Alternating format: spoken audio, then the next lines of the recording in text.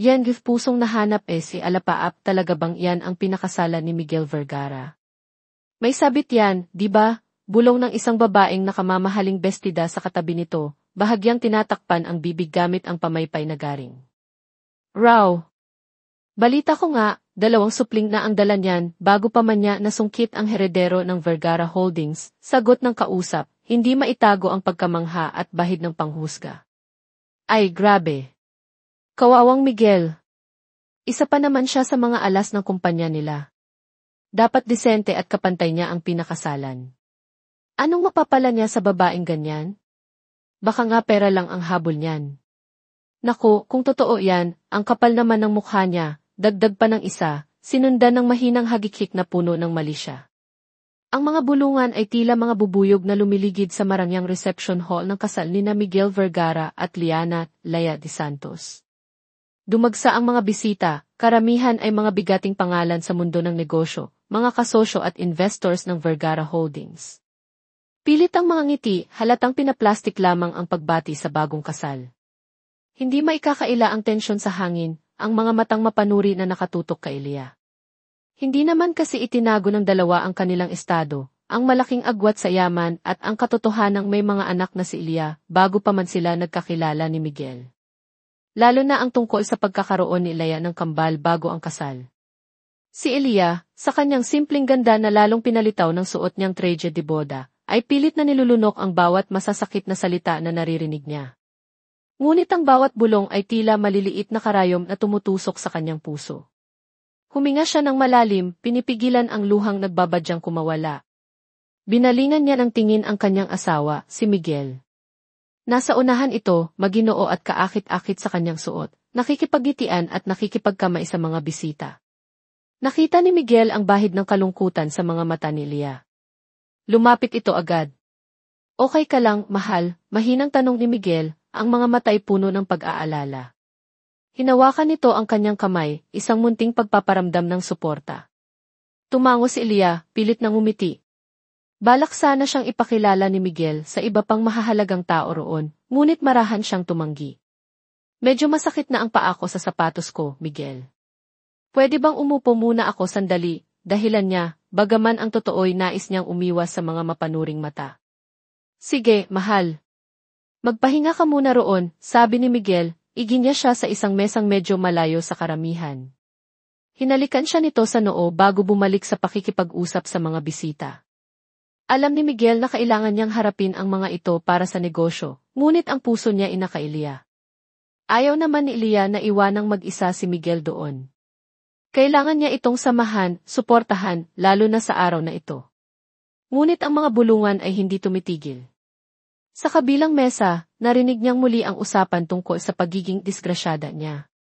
Pinili niyang ituon na lang ang pansin sa kanyang asawa, sa kung gaano ito kagwapo at kakarismatiko habang nakikipag-usap. Hindi naman nila ako kilala, sabi ni Elia sa sarili. Hindi nila alam ang pinagdaanan ko. Hindi nila deserve ang paliwanag ko, ang atensyon ko. Ang kailangan niyang gawin ay maging matatag para kay Miguel.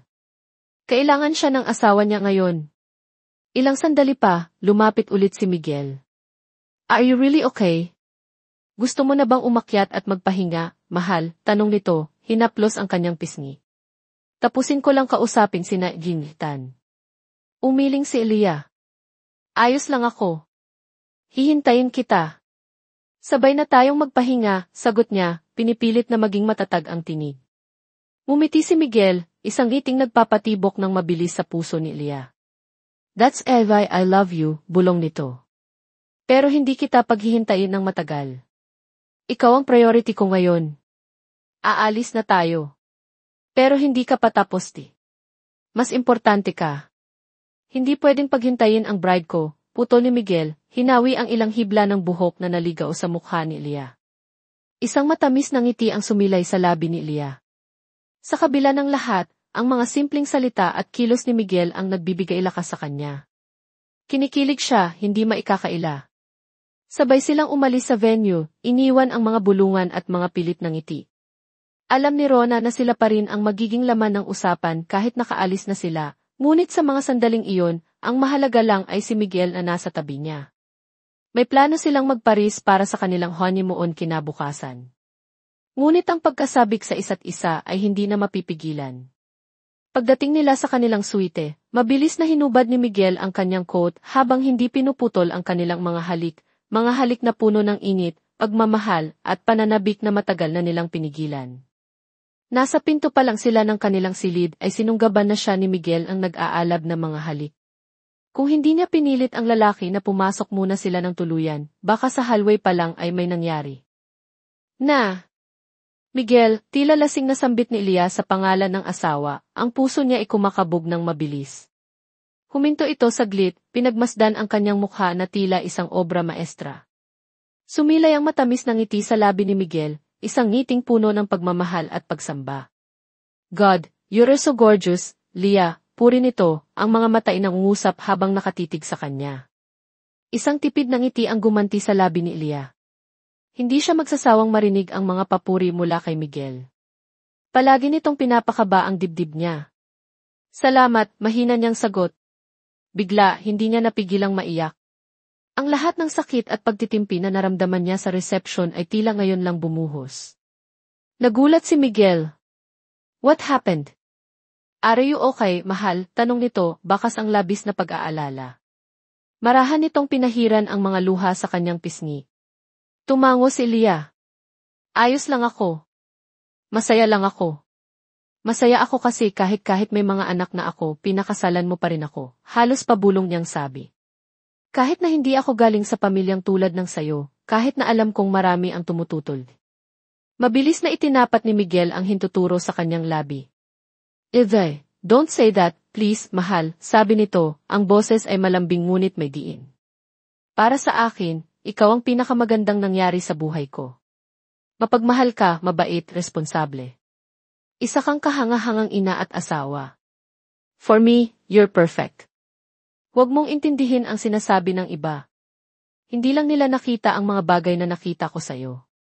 Hinawi ni Miguel ang kanyang buhok at dahan-dahang ibinaba ang mukha upang muling angkinin ang kanyang mga labi. Lumalim ang halik na iyon, puno ng pangako at pagmamahal. Natagpuan nila ang kanilang sarili sa kama, ang init ng kanilang pagmamahalan ang tanging namamagitan sa kanila. Buong pusong ibinigay ni Leah ang sarili kay Miguel. Pakiramdam niya, ito ang tanging paraan para masuklian ang pagmamahal at pagtanggap na ibinibigay nito sa kanya at sa kanyang mga anak. Mahal na mahal niya si Miguel, at ang pagkakait ng sarili sa gabing iyon ay tila isang malaking kasalanan. Sa gitna ng kanilang pag-iisa, habang yakap-yakap nila ang isa't isa, payapa at kontento, hindi alam ni Leah na isang revelasyon ang naghihintay sa paggising ni Miguel kinabukasan. Isang revelasyong babago sa lahat ng inaakala nito tungkol sa kanya. Kinabukasan, mas maagang nagising si Miguel. Isang ngiti ang agad na sumilay sa kanyang mga labi, habang pinagmamasdan ang mahimbing na natutulog na si Leah sa tabi niya. Hindi siya makapaniwala na sa wakas, asawa na niya ang babaeng matagal na niyang pinangarap, ang babaeng nagpatibok muli sa kanyang pusong matagal nang namanhid. Hinaplos niya ang malambot nitong pisngi, pinagmasdan ang bawat detalye ng mukha nito. Mahal na mahal niya si Leah. I love you, bulong niya sa tenga nito, ngunit hindi ito nagising. Napangiti siya. Ang cute pala ni Leah kapag natutulog. Dahan-dahan siyang kumilos upang hindi ito magising.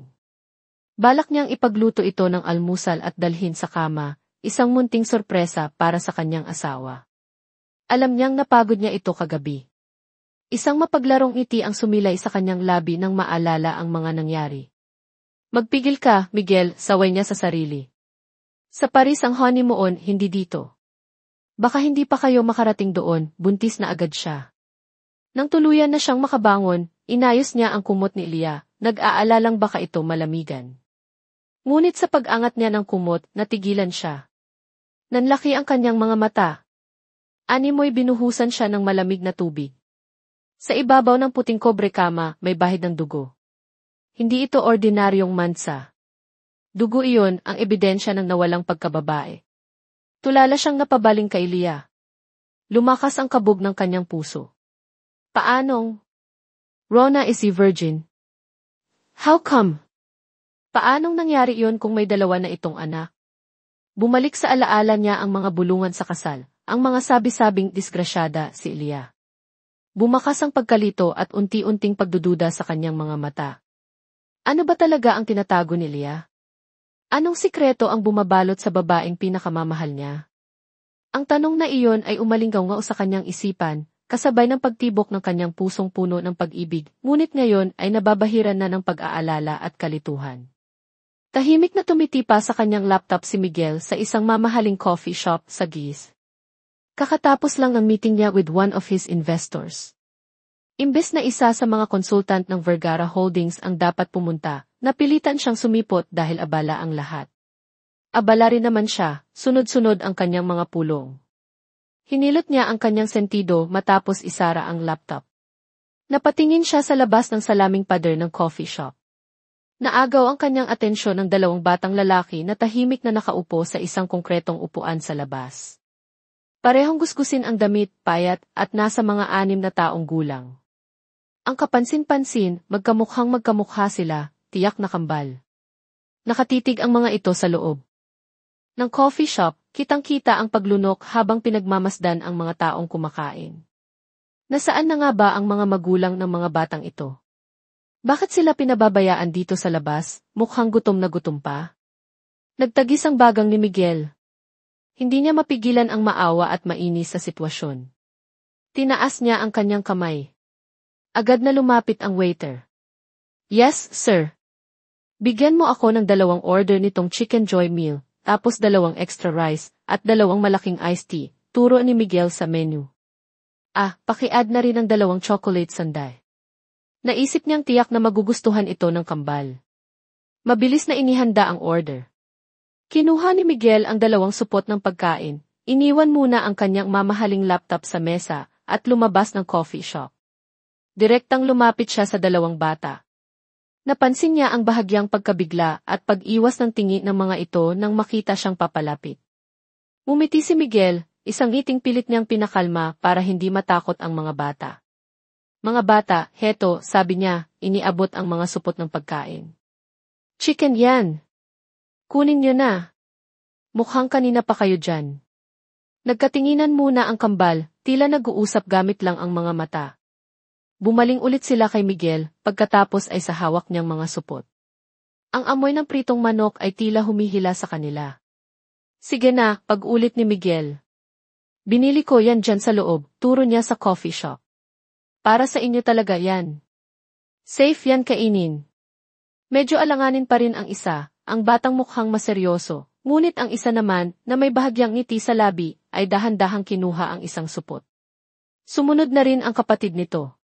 Salamat po, halos sabay nilang sabi, mahina ang boses. Walang anuman, ngiting sagot ni Miguel. Umupo siya saglit sa tabi nila habang nagsisimula na silang kumain. Kitang-kita niya ang gutom sa paraan ng pagsubo nila. Habang pinagmamasdan niya ang dalawa, may pamilyar na bagay siyang napapansin sa kanilang mga mukha, lalo na sa kanilang mga mata. Animoy may kamukha sila, isang taong kilalang-kilala niya noon. Nasaan ba ang mga magulang ninyo? Bakit kayo nandito sa labas? Usisa niya. Puno pa ang bibig ng batang mas madaldal nang sumagot ito. Yung mama po namin, nagtatrabaho po siya doon sa restaurant sa kanto, turo nito sa isang karinderyang hindi kalayuan. Siya si Leo, ang mas bibo sa dalawa. Ang kapatid niyang mas tahimik ay si Liam. Bahagyang bumaling si Miguel sa itinurong restaurant bago ibinalik ang tingin sa kambal. Bakit kayo nandito? Hinihintay niyo siya. Tumango ang dalawa. Opo. Uwian na po niya kasi mamaya. Sinusundo po namin siya, sagot ni Liam, ang unang beses niyang narinig itong magsalita ng mas mahaba. Napangiti si Miguel. Sa kabila ng kanilang murang edad, tila pinatanda na sila ng kahirapan. May talino at responsibilidad sa kanilang mga kilos at pananalita. Ganoon ba? O sige, kumain lang kayo dyan. Pero huwag na huwag kayong aalis dito hanggang dumating ang mama ninyo, ha? At huwag kayong basta-basta makikipag-usap o tatanggap ng kahit ano mula sa hindi nyo kilala. Ingat kayo. Ginulo niya ng bahagya ang buhok ng dalawa bago tumayo at bumalik sa coffee shop. Naiwan sa isip niya ang mga mata ng kambal, mga matang nagpapaalala sa kanya ng isang matalik na kaibigan. Mga bandang 4:00 ng hapon nang makalabas si Anya, ang bagong pangalan ni Ronalia, mula sa karinderyang pinagtatrabahuhan niya. Pagod siya, ngunit kailangan niyang kayanin para sa kanyang kambal. Nagulat siya nang makitang kumakain ng manok at sundae ang kanyang mga anak sa pwesto kung saan niya sila laging pinaghihintay. Liam! Saan galing yan? Pagalit niyang tanong, lumapit agad sa mga ito. Kaagad na ibinaba ng mga bata ang hawak na pagkain at napayuko. Ang kaninang saya sa kanilang mga mukha ay napalitan ng takot. May mama po kasing lalaki na customer doon sa coffee shop, binigay po sa amin, utal na paliwanag ni Leo. Mama, mabait naman po siya. Sabi niya po di. Ilang beses ko bang sinabi sa inyo na huwag kayong tatanggap ng kahit ano mula sa hindi nyo kilala? Putol ni Anya, tumaas ang boses dahil sa halo-halong pag-aalala at inis. Hindi nyo ba natatandaan yung muntik na kayong Hindi niya itinuloy. Ang alaala ng insidenteng iyon ay nagpapakaba pa rin sa kanya. Paano kung may lason yan? Paano kung masama ang intensyon niya? Bakit ang kukulit ninyo? Pero mama, galing naman po sa loob ng coffee shop, mahinang katwiran ni Liam. Mukha naman pong maayos yung lalaki. Kahit na. Basta sinabi kong bawal. Huwag niyo akong susuwayin, sigaw ni Anya. Napayuko na lang ulit ang kambal, nangingilid ang luha. Opo, mama. Sorry po, sabay nilang sabi. Pinagmasdan ni Anya ang kanyang mga anak. Agad siyang nakonsensya sa kanyang pagsigaw. Hinaplos niya ang ulo ng dalawa. Alam niyang nag-aalala lang siya ng sobra. Ayaw niyang mapahamak ang mga ito. Sila ang buhay niya. Hay nako, buntong hininga niya. Tara na, umuwi na tayo. Gusto niyo ba ng ice candy? Pag-uwi, pag-aalok niya para pagaanin ang loob ng mga ito. Agad na nagliwanag ang mga mata ng kambal. Opo, mama. Halos sabay pa sila. Inakbayan niya ang dalawa habang naglalakad sila pa uwi, ang supot ng natirang manok ay bitbit niya. Kahit galit siya kanina, hindi niya itatapon ang pagkain. Sayang din iyon. Ilang araw ang lumipas. Muling napadaan si Miguel sa lugar na iyon para sa isa pang meeting. At muli, nakita niya ang kambal na sina Leo at Liam na nakaupo sa parehong pwesto, tahimik na naghihintay. Muli, kitang-kita niya ang pagnanais sa kanilang mga mata habang nakatingin sa mga taong kumakain. Hindi niya napigilan ang sarili. Bago umalis, nag-order ulit siya ng katulad na pagkain. Lumabas siya at lumapit sa kambal. Mga bata, heto ulit, sabi niya, iniabot ang supot. Ngunit sa pagkakataong ito, imbes na tanggapin, sabay na umiling ang dalawa, bagaman bakas pa rin ang pagnanasa sa pagkain. Sabi po ni Mama, huwag daw po kaming tatanggap ng pagkain galing sa hindi namin kilala, magalang na sabi ni Leo. Opo. Bawal daw po, dagdag ni Liam, nakayuko.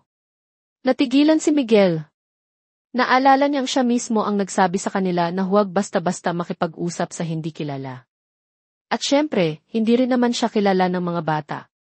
Napangiti siya kalaunan at tumango-tango. Tama yan.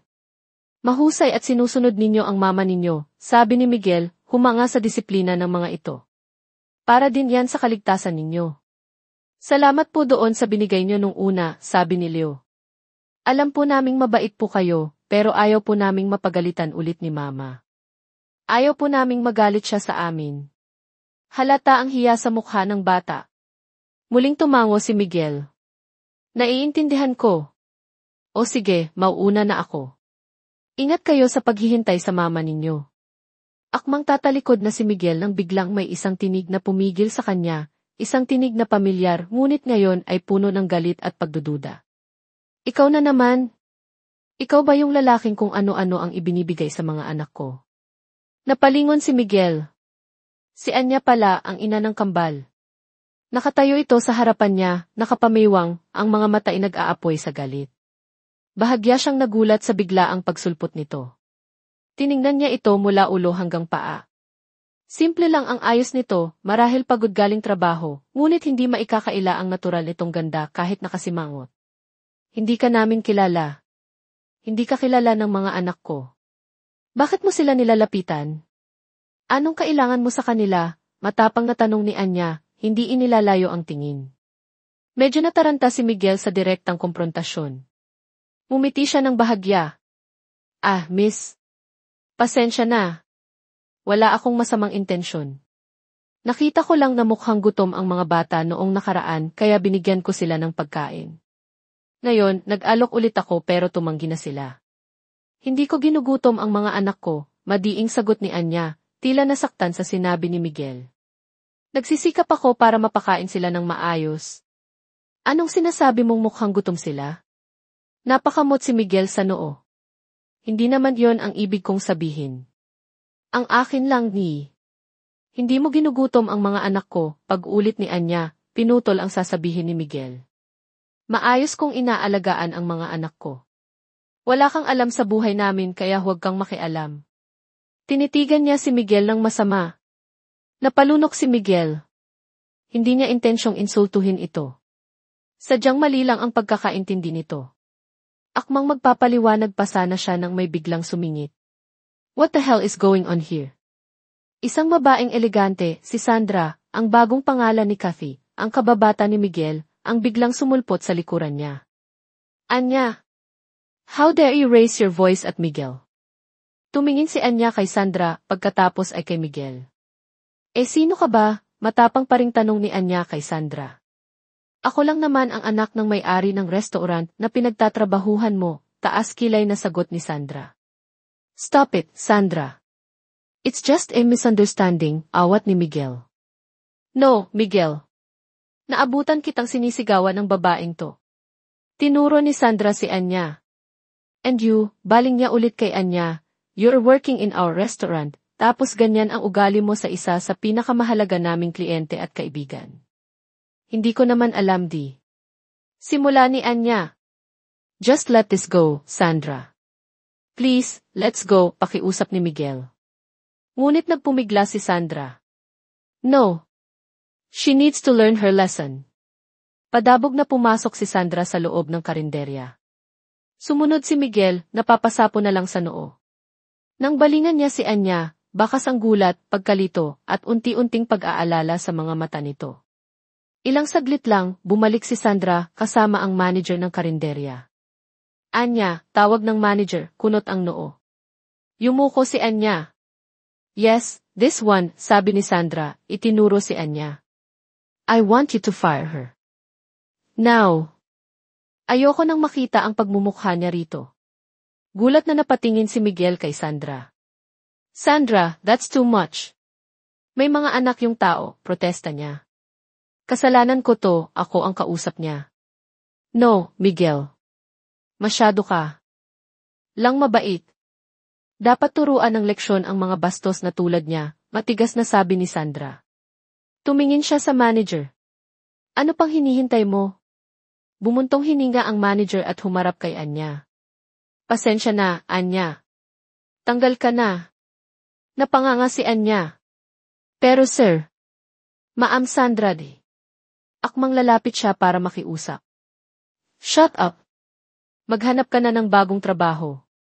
Effective immediately, tanggal ka na, sabi ni Sandra, mainisi ng tagumpay sa labi. Iyan ang kabayaran sa kabastusan mo. Hindi niyo ho naiintindihan. Maiyak-iyak na sabi ni Anya.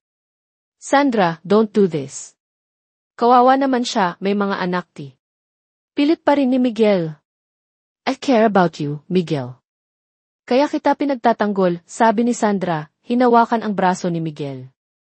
Huwag mo nang alalahanin to, hindi siya kawalan. Umalis si Sandra, hila-hila si Miguel. Naiwan si Anya na tulala, hindi makapaniwala sa nangyari. Maya-maya, napaupo siya sa semento, niyakap ang mga tuhod, at tahimik na umiyak habang ang dalawa niyang anak ay lumapit at yumakap sa kanya, hindi man lubos na naiintindihan ang lahat, ngunit ramdam ang sakit ng kanilang ina. Halos hindi makatulog si Miguel ng gabing iyon. Ang imahe ni Anya na umiiyak, ang mukha ng kambal na puno ng pag-aalala, paulit-ulit itong naglalaro sa kanyang isipan. Kasalanan niya. Kung hindi siya lumapit sa mga bata, kung hindi siya nakipagtalo kay Anya, hindi sana ito nawala ng trabaho. Ang guilt ay tila mabigat na bakal sa kanyang dibdib.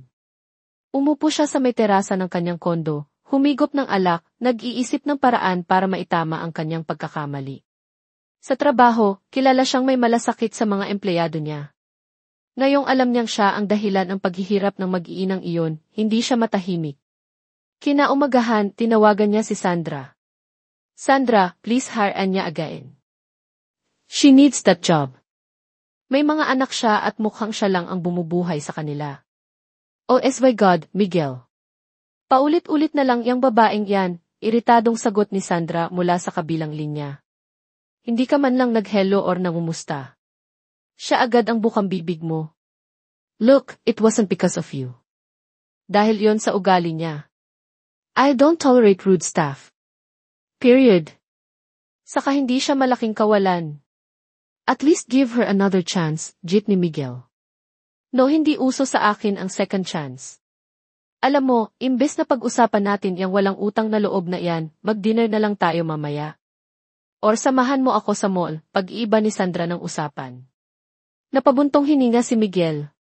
Mukhang wala siyang mapapala kay Sandra. Pagkatapos ng tawag, pinatawag niya ang kanyang executive assistant, si Emma Reyes. Ines Reyes, do we have any openings right now? Kahit anong posisyon, tanong niya. Emailing si Emma Reyes. As of now po, Sir Miguel, wala pa po. Puno po lahat ng departamento. Ang gagaling niyo kasing boss, sir, kaya walang umaalis, natatawang biro nito. Natawa na lang din si Miguel, ngunit muling bumuntong hininga. Kung ganoon, hindi niya mabibigyan ng trabaho si Anya sa Vergara Holdings. Nang makauwi siya sa kanyang kondo, isang ideya ang pumasok sa kanyang isip. Ang bago niyang penthouse sa kabilang tower, halos hindi pa nagagamit. Agad niyang tinawagan ang kanyang katiwalang si Mang Ben. Mang Ben, may nakuha na bang caretaker o kasambahay para sa penthouse ko sa Azure Tower? Ay, Sir Miguel, wala pa po. Hindi pa po tumatawag yung agency. Medyo mahirap daw po makahanap ngayon ng mapagkakatiwalaan na stay-in, sagot ni Mang Ben na pangiti si Miguel. Perfect. Mang Ben, may ipapahanap ako sa'yo. Kinuha niya ang kanyang tablet at sinearch ang pangalan ng restaurant. Tumawag siya sa IT department nila para kumuha ng impormasyon tungkol sa mga empleyado ng restaurant na iyon. Mabilis niyang nakuha ang profile ni Anya Santos, kasama ang huling kilalang address nito. Mang Ben, ipadala mo ang isa sa mga tauhan natin. Hanapin niyo ang babaeng ito, pinakita niya ang litrato at detalye ni Anya kay Mang Ben nang umakyat ito sa kondo niya. Gawan niyo ng paraan.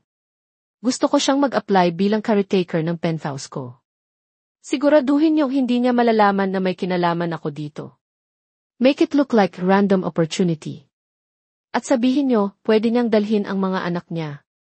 Masusunod po, Sir Miguel, sagot ni Mang Ben, sakto namang tumunog ang kanyang telepono.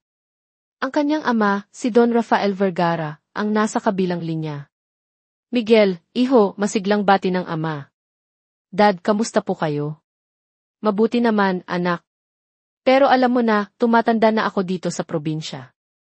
Nakakainip din kailan mo ba ako bibigyan ng apo para naman may mapaglibangan ako, parinig na naman ng kanyang ama.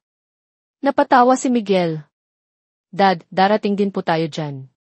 Anong darating? Malapit ka nang mag-40. Baka mamaya, matulad ka sa Tito Ramon mo, tumandang binata. Tingnan mo, wala man lang mapag-iwanan ng yaman niya. Sa orphanage din napunta lahat, sermo ng ama. Katulad ng dati, ito na naman ang usapan nila. Alam niyang nag-aalala lang ito, ngunit hindi pa talaga. Siya handa. Don't worry, Dad. Makakahanap din ako. Hindi pa lang ngayon, sagot niya. Hay nako, bilisan mo. Gusto ko ng 100 apo, biro ng ama bago natapos ang tawag. Napailing na lang si Miguel. 100. Pero sa ngayon, ang kailangan niyang ayusin ay ang sitwasyon ni Anya at ng mga anak nito.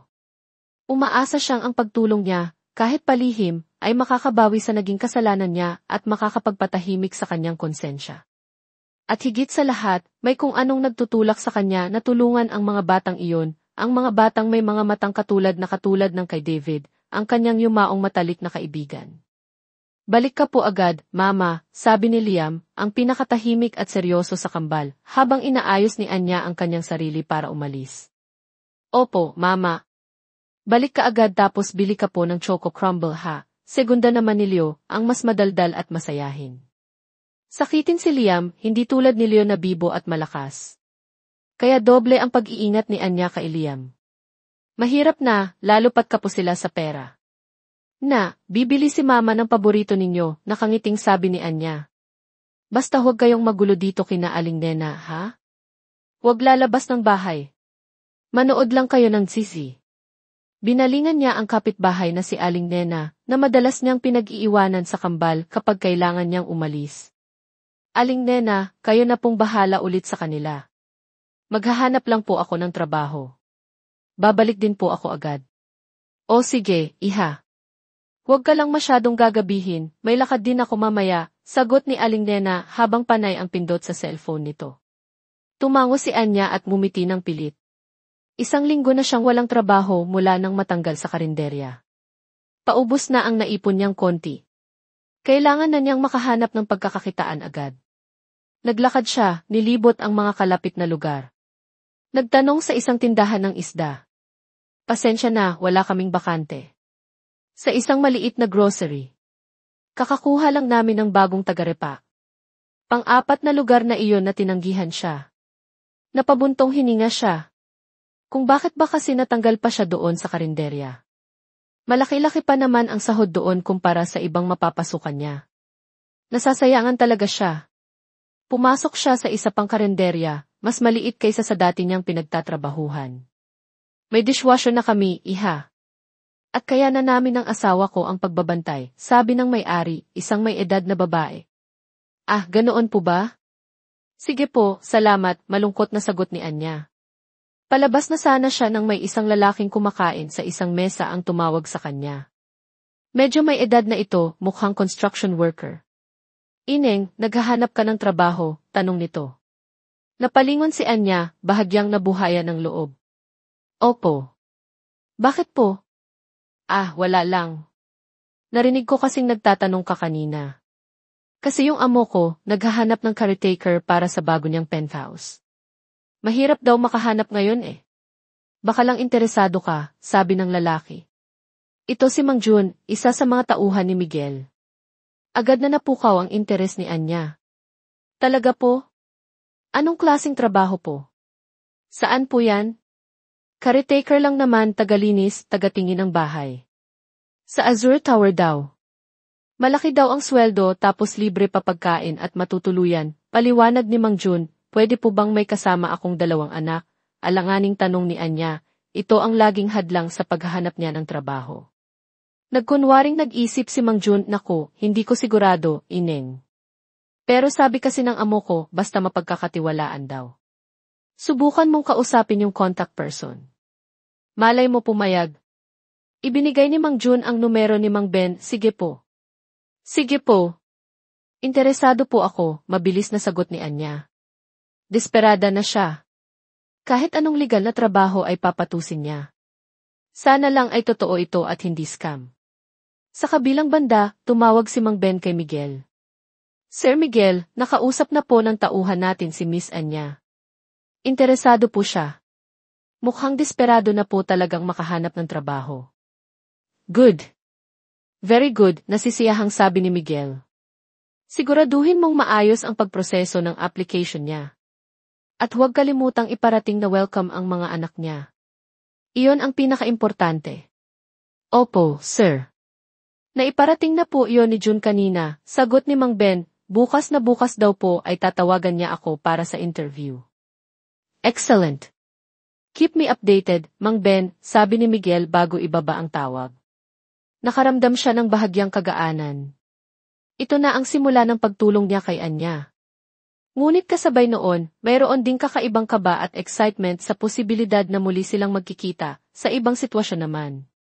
Hindi mapagsidla ng tuwa si Anya nang makauwi siya. Bitbit niya ang pinakamagandang balita para sa kanyang mga anak. Liam. May trabaho na si Mama, masayang balita niya pagpasok ng bahay. At ang pinakamaganda, pwede niya silang isama. Talaga po, Mama, sabay na tanong ng kambal, nanlalaki ang mga mata. At titira tayo sa isang napakalaking bahay. Penthouse daw yon. Libre pa pagkain natin, kwento ni Anya, hindi. May tago ang excitement. Sobrang bait daw ng amo ko. Pumayag siyang isama ko kayo. Pakiramdam ni Anya, bawing-bawi siya sa lahat ng kamalasan na nangyari sa kanya. Bumili siya ng paborito nilang choco crumble at isang maliit na cake para mag-celebrate. Wow! Cake, sigaw ni Leo. Maging si Liam ay napangiti ng malapad. Masaya nilang pinagsaluhan ang munting handa. O, kain lang kayo ha, sabi ni Anya. Tapos bukas, maaga tayong gigising. Lilipat na tayo sa bago nating tirahan at sa bagong trabaho ni Mama. Namilog lalo ang mga mata ng kambal. Hindi sila makapaniwala. Makakasama na nila ang kanilang mama sa trabaho nito, hindi na sila maghihintay sa labas. Para kay Anya, ito ang pinakamahalaga, ang makasama at mabantayan ang kanyang mga anak habang siya ay nagtatrabaho. Mas panatag na siya ngayon. Isang linggo na ang lumipas mula nang magsimula si Anya bilang caretaker sa penthouse ni Miguel. Ang laki ng pinagbago ng buhay nila. Magaan, tahimik at higit sa lahat, magkakasama sila. Ang penthouse ay napakalaki at napakaganda, tila isang palasyo sa alapaap. Hindi pa niya nakikita ang kanyang amo. Si Mang Ben lang ang lagi niyang kausap sa telepono para sa mga instructions. Libre ang pagkain ninyo ng mga bata, Anya, sabi ni Mang Ben sa telepono isang araw. Ang bilin lang ni Sir, panatilihin mong malinis at maayos ang bahay. Priority mo raw ang trabaho mo dyan. Sobrang bait ng amo niya, sa isip ni Anya. Gustong-gusto niya itong makilala para personal na makapagpasalamat. Malaking tulong ang ibinigay nito sa kanila. Ang kambal naman ay tuwang-tuwa sa bago nilang tirahan. May sarili silang kwarto at malawak na espasyo para maglaro. Madalas silang maghabulan sa sala, patungo sa malaking balkonahe na may mini garden. Liam! Dahan-dahan lang. Baka madapa kayo, saway ni Anya habang nagpupunas siya ng mga kasangkapan sa sala. Opo, Mama, sagot ng mga ito, ngunit nagpatuloy pa rin sa paghahabulan. Hay, kayong dalawa talaga. Halika na nga, maligo na kayo. Kanina pa kayo naglalaro. Malapit nang magtanghali, yaya niya. Ligo na tayo, Liam. Una ako, sigaw ni Leo sabay takbo patungo sa banyo malapit sa pool area sa labas ng penthouse, na hindi nila ginagamit dahil ayaw ni Anya na umabuso. Sumunod naman si Liam. Pinagmamasdan sila ni Anya ng may ngiti sa labi. Kahit mahirap ang buhay, ang makita lang na masaya at ligtas ang kanyang mga anak ay sapat na. Mga bandang alauna ng hapon, habang nagpapahinga sandali si Anya, at ang kambal ay natutulog sa kanilang kwarto, biglang tumawag si Mang Ben. Anya, papunta dyan si Sir Miguel ngayon. Iche-check niya raw ang penthouse, balita nito. Napalunok si Anya. Kinabahan siya bigla. Sa wakas, makikita na niya ang kanyang mabait na amo. Magkakaroon na siya ng pagkakataong magpasalamat. Sige po, Mang Ben, ready naman po ang bahay. Kakatapos ko lang pong maglinis, sagot niya, pinapakalma ang sarili. Maya-maya pa, may narinig siyang tunog ng elevator na huminto sa kanilang palapag at kumatok sa pinto. Huminga siya ng malalim. Ito na iyon. Naglakad siya papunta sa pinto, inayos ang sarili at naghanda ng isang magalang na ngiti. Dahan-dahan niyang binuksan ang pinto. Good after G. Naputol ang sasabihin ni Anya. Nanlaki ang kanyang mga mata. Natulala siya, hindi makakilos. Ang lalaking nakatayo sa harapan niya, nakangiti ng malapad, ay walang iba kundi si Miguel Vergara, ang lalaking dahilan kung bakit siya nawalan ng trabaho sa karinderya. Hi, bati ni Miguel, tila wala lang. Ikaw na ba ang bagong caretaker? Si Anya Santos? Ilang segundo ang lumipas bago nagawang tumango ni Anya, hindi pa rin makapagsalita. Ang ngiti ni Miguel ay hindi nawawala, ngunit may bahid ng aliw. O pag-unawa? Hindi niya matiyak. Long time no see, sabi pa ni Miguel, lalong nagpakaba kay Anya. Naaalala mo pa ba ako? Napalunok si Anya bago bahagyang nakapagsalita. Ikaw. Ikaw po pala ang ni. Hindi niya matapos ang sasabihin. Halo-halong emosyon ang dumaloy sa kanya, gulat, hiya, kaunting inis, at malaking pagtataka. Paanong ang lalaking ito, na naging dahilan ng kamalasan niya, ay siya rin palang ang anghel na tumulong sa kanila? Anong nangyayari? Ang amo niyang pinasasalamatan niya sa isip ay siya rin palang. Hindi niya alam kung anong mararamdaman. Para siyang natrap sa isang sitwasyong hindi niya maintindihan. Ang tanging sigurado siya, ang buhay niya ay muling nagkaroon ng panibagong kabanata, at ang lalaking nasa harapan niya ang may akda nito. Napatitig si Anya kay Miguel, ang mga salita ay tila naipit sa kanyang lalamunan. Ang utak niya ay nagpupumilit na iproseso ang impormasyon. Si Miguel Vergara, ang aroganting lalaki sa coffee shop, ang kaibigan ng babaeng nagpatanggal sa kanya sa trabaho, ay siya palang ang misteryoso at mabait niyang amo. Paano? Bakit? Sinadya ba ito? Pinaglalaruan ba siya ng tadhana o ng lalaking ito? Nakita ni Miguel ang pagkagulat at pagkalito sa mga mata ni Anya. Bahagya siyang humiti, isang iting maihalong pag-unawa. Alam niya ang tumatakbo sa isip nito. Mukhang nagulat ka, mahinahong sabi ni Miguel. Pasok muna tayo. Parang natauhan si Anya. Tumabi siya para makapasok si Miguel. Ang bango ng mamahaling pabango nito ay tila kabaliktaran ng amoy ng pawis at mantika na nakasanayan niya sa karinderya. Ang presensya nito ay nagpuno sa malawak na sala ng penthouse. Maganda ang penthouse, hindi ba? Tanong ni Miguel, nilibot ang tingin na parabang sinusuri ang bawat sulok. Maayos naman ang paglilinis mo. Magaling. Tumango lang si Anya, hindi pa rin makatingin ng diretsyo. Pakiramdam niya ay nanliliit siya.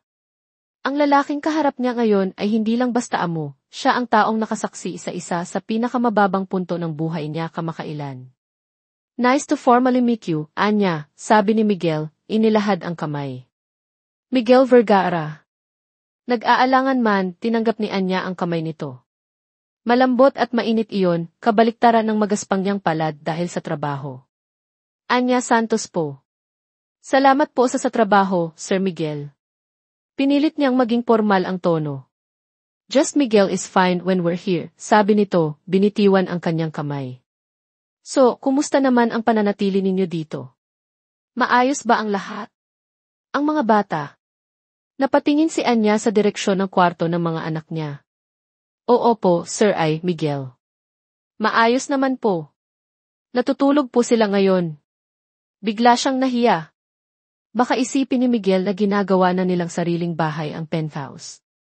Teka lang po, gigisingin ko sila. No need, mabilis na pigil ni Miguel. Hayaan mo na silang matulog. Alam kong napapagod din ang mga bata. Muli, isang iting puno ng pag-unawa. Kasama mo pala sila, no? Nabanggit ni Mang Ben na okay lang daw dalhin ang mga anak mo. Tumango si Anya. Opo. Malaking bagay po yon. Salamat po talaga. Hindi niya mapigil ang hindi magpasalamat, kahit pa may pagdududa pa rin sa kanyang isipan. Good. Gusto ko kasing komportable ka dito para makapag-focus ka sa trabaho mo, sabi ni Miguel. Naglakad-lakad ito, tiningnan ang mga palamuti, ang view mula sa malaking bintana. Ngayon ko lang din na-check ng maayos tong unit mula nang matapos itong gawin. Nagpatuloy si Anya sa pagpupunas ng isang vase sa gilid, pilit na pinapakita na abala siya sa trabaho. Ngunit ang isip niya ay lumilipad. Sinadya ba talaga ni Miguel na kunin siya? Alam ba nito ang nangyari sa karinderya? Bakit niya ito tinutulungan ngayon? Awa. O may iba pang dahilan? Natapos si Miguel sa paglilibot at bumalik sa sala kung nasaan si Anya. Nakita niya itong tahimik na nagtatrabaho. Anya, tawag niya. Napalingon ito. Nagdala ako ng manok. Medyo natawa si Miguel sa sarili. Naalala ko kasing paborito iyon ng mga bata. Noong huli tayong nagkita. Nanlaki muli ang mga mata ni Anya. Hindi lang pala niya naalala si Anya. Naalala rin ito ang mga anak niya at ang paborito nilang pagkain. Lalo siyang naguluhan. Nasa kotse ko lang. Kukunin ko sandali, sabi ni Miguel at lumabas ito saglit. Naiwan si Anya na tulala. Ang pagiging maalalahanin nito ay hindi tugma sa imahe ng mayabang na lalaki na nabuo sa isip niya noong una. O baka naman nagkakamali siya ng husga noon. Bumalik si Miguel dala ang dalawang malalaking bucket ng sikat na fried chicken. Para sa inyo to, panghapunan nyo na rin siguro. Naku, Sir Miguel, salamat po ng marami. Pero sobra-sobra na po to, nahihi ang sabi ni Anya. Okay lang yan. Consider it a welcome gift, sabi ni Miguel, hindi pa rin nawawala ang ngiti. Sige, kailangan ko na ring umalis. May meeting pa ako. Just call Mang Ben kung may kailangan ka. Sige po. Salamat po ulit, sagot ni Anya. Nang makaalis si Miguel, napaupo si Anya sa sofa. Tinitigan niya ang mga bucket ng manok. Huminga siya ng malalim. Ano man ang dahilan ni Miguel, ang mahalaga ngayon ay may trabaho siya, may maayos na tirahan sila ng mga anak niya, at mukhang hindi naman ito masamang tao. Siguro nga, nagkamali lang siya ng pagkakaintindi noon. O siguro, ito ang paraan ni Miguel para bumawi sa nangyari.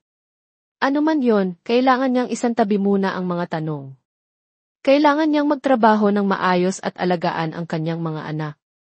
Nang magising ang kambal, tuwang-tuwa sila nang makita ang paborito nilang manok. Wow, Mama! Chicken, sigaw ni Leo. Saan po galing to, Mama? Tanong ni Liam. Ngumiti si Anya. Bigay na ng amo ko. Welcome gift daw.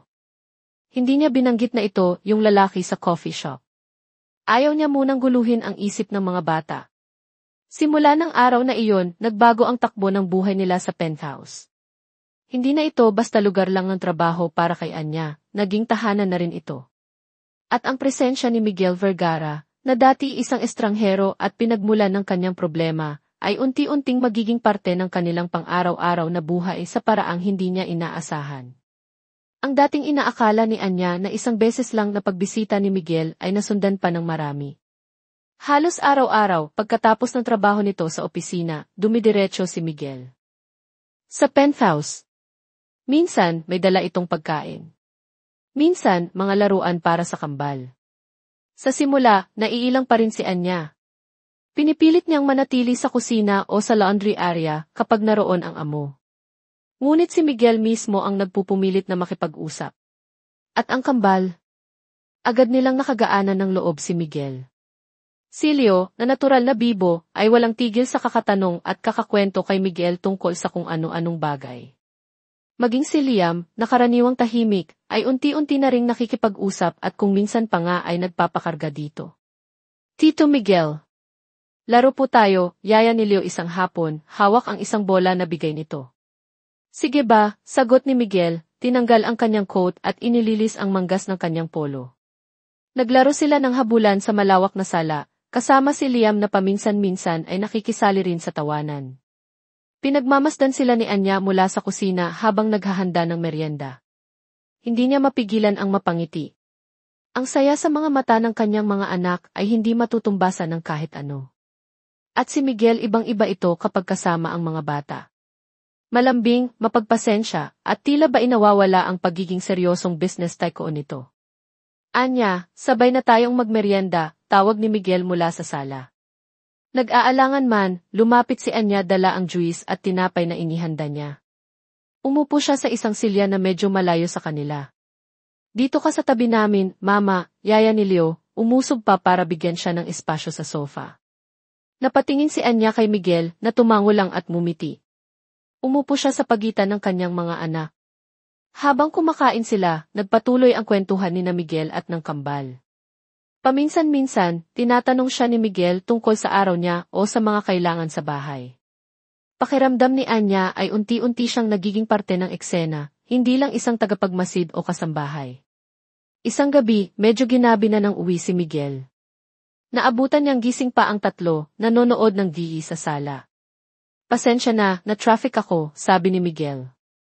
Okay lang po, Tito Miguel, sagot ni Leo. Sakto po, maghahapunan na kami. Sabay na po kayo. Nagluto po si Mama ng adobo, dagdag ni Liam. Tumingin si Miguel kay Anya, na medyo nagulat sa pag-anyaya ng mga anak. Nako, Miguel, baka pagod ka na. At saka G. Hindi pa ako kumakain, putol ni Miguel, nakangiti. At paborito ko ang adobo. Pwede ba akong makisabay? Tumango na lang si Anya. Sa hapagkainan, pakiramdam niya ay kakaiba. Si Miguel sa kabisera, siya sa kabilang dulo, at ang kambal sa magkabilang gilid. Para silang isang pamilya. Iwinaksi niya agad ang isiping iyon. Trabaho lang ito. Utang na loob lang ang nararamdaman niya. Ngunit habang pinagmamasdan niya si Miguel na nakikipagtawanan sa kanyang mga anak, hindi niya maiwasang makaramdam ng kakaibang init sa kanyang puso. Pagkatapos kumain, nagpaalam na si Miguel. Salamat sa hapunan, Anya. Masarap ang luto mo. Wala po yon, sagot ni Anya, inihatid ito sa pinto. Ah, nga pala, sabi ni Miguel bago pumasok sa elevator. Pwede bang dito na lang ako madalas mag-dinner? Medyo nag-aalangan ang tanong nito. Mas masaya kasing kumain ng may kasabay. Natigilan si Anya. Tumango na lang siya bilang sagot, hindi alam kung ano ang eksaktong nararamdaman. Simula noon, naging regular na ang pagsabay ni Miguel sa hapunan nila. Ang penthouse ay hindi na lang basta bahay at lugar ng trabaho, naging tahanan ito kung saan ang isang mayamang negosyante, isang simpleng ina, at dalawang batang ulila ay unti-unting bumubuo ng isang hindi inaasahang koneksyon. Ang mga pader sa pagitan ni Miguel at Anya ay dahan-dahang gumuho, hindi dahil sa pilit, kundi dahil sa natural na daloy ng pagkakaunawaan, pagtawa ng mga bata, at mga simpleng sandali ng pagsasalo sa hapagkainan.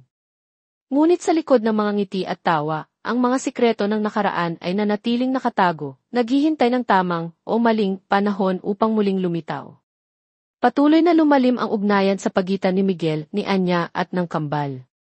Ang dating formalidad ay napalitan na ng mas komportableng samahan. Si Miguel ay hindi na lang basta amo o Tito Miguel, para sa kambal, siya ay naging isang presensyang nagbibigay kasiyahan at seguridad. Para kay Anya, siya ay nagiging komplikado. Hindi na niya maitatanggi ang paghanga at, marahil, higit pa roon na nararamdaman niya para kay Miguel. Ang kabaitan nito, ang pagiging maalaga sa mga bata, ang respeto nito sa kanya, lahat ng iyon ay unti-unting tumutunaw sa yelong bumabalot sa kanyang puso. Ngunit kasabay nito ang takot. Takot na baka umaasa lang siya sa wala. Takot na baka ang lahat ng ito ay pansamantala lamang. Takot na baka kapag nalaman ni Miguel ang buong katotohanan, hindi lang tungkol sa mga bata, kundi tungkol sa kahirapan at mga pagsubok na pinagdaanan niya, ay magbago ang tingin nito sa kanya. Isang Sabado ng umaga, maagang dumating si Miguel sa penthouse. Karaniwan ay sa hapon o gabi ito dumarating. Nakasuot ito ng casual na damit, hindi ang karaniwan niyang business suit. Morning, bati nito, may dalang isang malaking paper bag mula sa isang kilalang bookstore. May konting pasalubong ako para sa mga bata. Nagtatakbo ang kambal papalapit. Wow!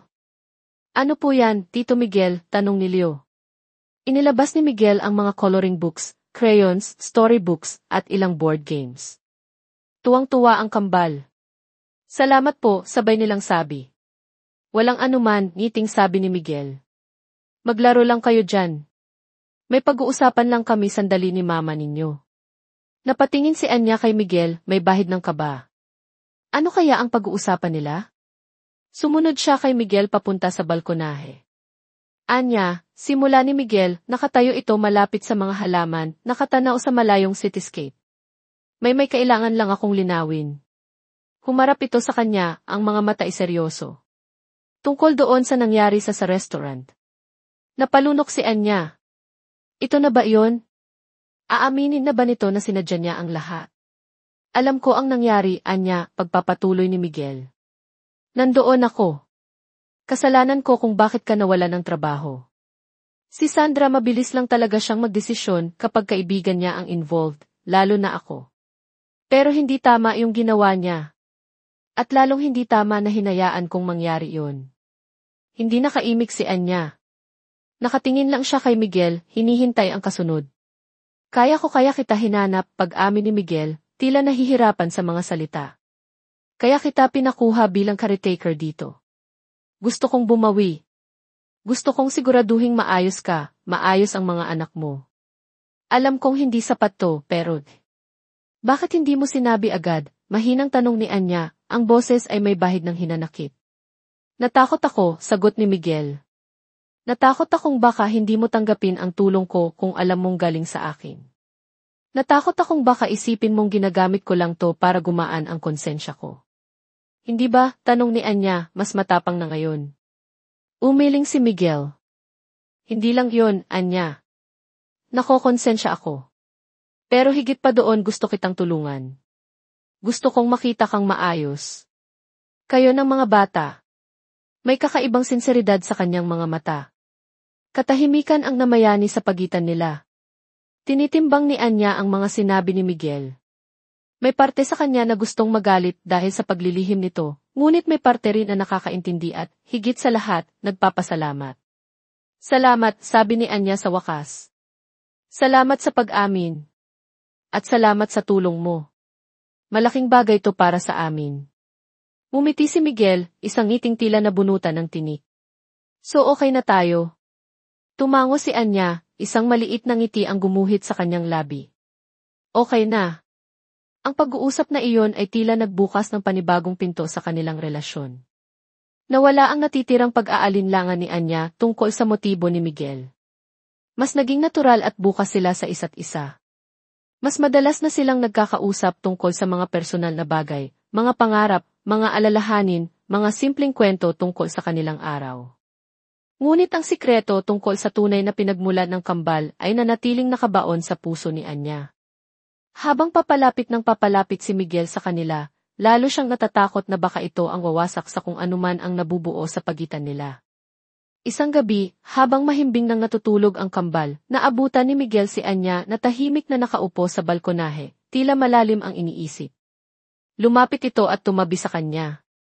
Malalim yata ang iniisip mo, sabi ni Miguel. Napatingin si Anya. Wala naman. Iniisip ko lang ang mga bata. They're great kids, Anya. Palaki sila ng maayos dahil sa'yo, sabi ni Miguel. Pero napapansin ko para kang laging may dinadalang mabigat. Tinitigan ni Anya si Miguel. Ang mga mata nito ay puno ng pag-unawa at pag-aalala. Ito na ba ang pagkakataon para sabihin niya ang totoo? Ngunit natatakot siya. Miguel, simula niya, nanginginig ang boses. May kailangan kang malaman. Sakto namang biglang tumunog ang cellphone ni Miguel na naiwan sa mesa sa loob. Rinig nila ang malakas na ringtone. Excuse me, sabi ni Miguel, tumayo para kunin ang tawag. Nakita ni Anya ang pangalan sa screen bago ito sinagot ni Miguel, Sandra. May kasama pang heart emoji. Nanlamig si Anya. Biglang bumalik ang lahat ng pagdududa. Si Sandra pala may puso pa sa pangalan. Sila pa rin ba? O baka naman hindi lang pala, parang kapatid, ang turing ni Miguel dito. Hello, Sandra, sagot ni Miguel, medyo lumayo ng kaunti. Yeh! Napatawag ka? Kumain ka na? Saan? Ah, sige. Maybe later pupunta ako dyan. Okay, sige. Hintayin mo lang ako. Narinig ni Anya ang bawat salita. Ang kaninang lakas ng loob na magtapat ay biglang naglaho, napalitan ng kirot at panlalamig. Pupuntahan ni Miguel si Sandra. Sila pa nga siguro. Ano nga ba naman siya kumpara kay Sandra? Isang hamak na caretaker, may dalang-dalawang anak na hindi naman kanya, habang si Sandra ay maganda, mayaman at kababata ni Miguel. Ibinalik ni Miguel ang cellphone sa bulsa at bumalik kay Anya, nakangiti. Sorry about that. Si Sandra lang, may kailangan daw. Pilit na umiti si Anya. Okay lang. Ang boses niya ay walang emosyon. Ano nga ulit yung sasabihin mo, Anya? Tanong ni Miguel. Umiling si Anya. Wala. Wala yon. Nakalimutan ko na. Tumayo siya. Pasok na ako. Inaantok na ako. Iniwan niya si Miguel na medyo naguguluhan sa biglaang pagbabago ng mood niya. Pumasok si Anya sa kanyang kwarto, isinara ang pinto, at doon tahimik na umiyak. Ang pag-asang nagsisimulang mamukadkad sa puso niya ay tila biglang nalanta. Mali pala siya. Maling-mali siyang umasa. Mula ng gabing iyon, naging maingat ulit si Anya. Bumalik siya sa pagiging formal. Hindi na siya masyadong nakikipagkwentuhan kay Miguel. Sinisigurado niyang natutulog na ang mga bata, bago pa man ito dumating para sa hapunan, at pagkatapos kumain ay agad siyang pumapasok sa kanyang kwarto. Napansin ni Miguel ang pagbabago. Ang dating sigla at init sa mga mata ni Anya ay napalitan ng lamig at distansya. Hindi niya maintindihan kung ano ang nangyari. May nagawa ba siyang mali? O may nasabi ba siyang hindi maganda? Ang hindi niya alam, ang isang simpleng tawag sa telepono at isang hindi pagkakaunawaan ang muling nagpatayo ng pader sa pagitan nilang dalawa. Nalilito at bahagyang nasasaktan si Miguel sa panlalamig ni Anya. Paulit-ulit niyang tinatanong ang sarili kung ano ang kanyang nagawa. Sinubukan niyang kausapin ito ng masinsinan, Ngunit lagi itong umiiwas o nagbibigay ng maikling sagot. Ang dating komportableng samahan nila ay napalitan ng nakakailang na katahimikan. Maging ang kambal ay napapansin na ang pagbabago. Mama, bakit po hindi ka na nakikipaglaro kay Tito Miguel? Tanong ni Leo isang hapon. Pagod lang si Mama, anak, sagot ni Anya, hindi tumitingin kay Miguel na kararating lang. Alam ni Miguel na kailangan niyang gumawa ng paraan. Hindi niya hahayaang masira ang kung anuman ang nabuo nila dahil lang sa hindi niya malamang dahilan. Isang gabi, pagkatapos maghapunan, habang papasok na sana si Anya sa kanyang kwarto, pinigilan siya ni Miguel. Anya, sandali, sabi nito, ang boses ay seryoso. Pwede ba tayong mag-usap? Nag-aalangan si Anya. Miguel, pagod na kasi ako di. Please, Anya. 5 minuto lang, pakiusap ni Miguel. May problema ba? May nagawa ba ako? Bigla ka na lang kasing nagbago. Walang nagawa si Anya kundi ang manatili. Pumunta sila sa balkonahe. Ano ba talagang nangyari, Anya? Tanong ulit ni Miguel. Dahil ba sa pag-amin ko tungkol sa pagkuha ko sa'yo dito? O may iba pa? Huminga ng malalim si Anya. Alam niyang hindi niya pwedeng itago na lang ito palagi. Si Sandra, mahina niyang sabi. Napakunot ang noo ni Miguel. Si Sandra. Anong meron kay Sandra? Yung tumawag siya sa'yo noong isang gabi, paliwanag ni Anya, hindi makatingin ng diretsyo. Yung may puso sa pangalan niya. Tapos sabi mo, pupuntahan mo siya. Unti-unting nagliwanag ang isip ni Miguel. Iyon ba iyon? Anya, sabi niya, lumapit kay Anya.